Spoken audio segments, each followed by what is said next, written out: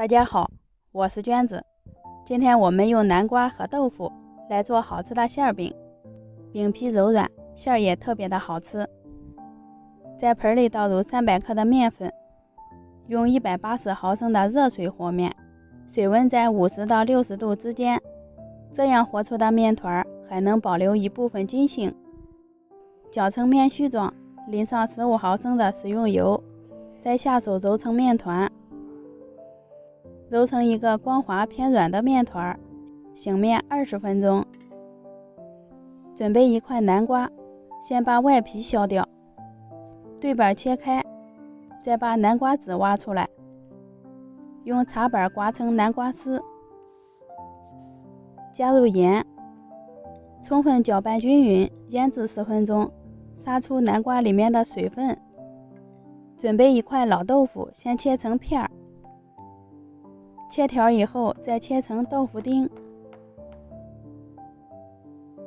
在里面打入2个鸡蛋，搅拌均匀，让豆腐丁都裹上一层鸡蛋液。油热以后倒入豆腐丁，用铲子摊得薄一些，豆腐裹上鸡蛋液煎过以后，吃着筋道也不容易碎。两面都煎成金黄色，用铲子翻散，放凉备用。压好的南瓜丝挤出多余的水分，抖散之后切成小段。准备几颗小葱，切成葱花，再倒入豆腐丁，加入盐、花椒粉、蚝油、香油，最后淋点食用油，用筷子搅拌均匀。闻着好香啊！醒好的面团直接搓成长条，切成8个相等的面剂，再擀成中间厚、边缘薄的面皮，放上南瓜馅儿，用包包子的手法把口收起来，轻轻地按压成一个圆饼状。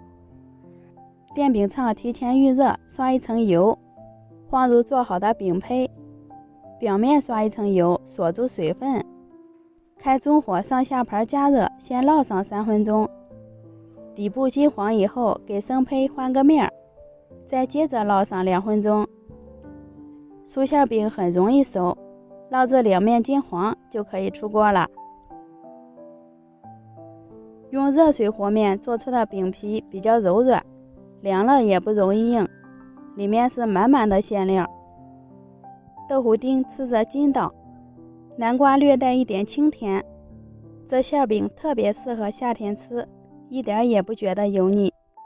喜欢的朋友关注一下，帮忙转发收藏，谢谢您的观看，我们下期见。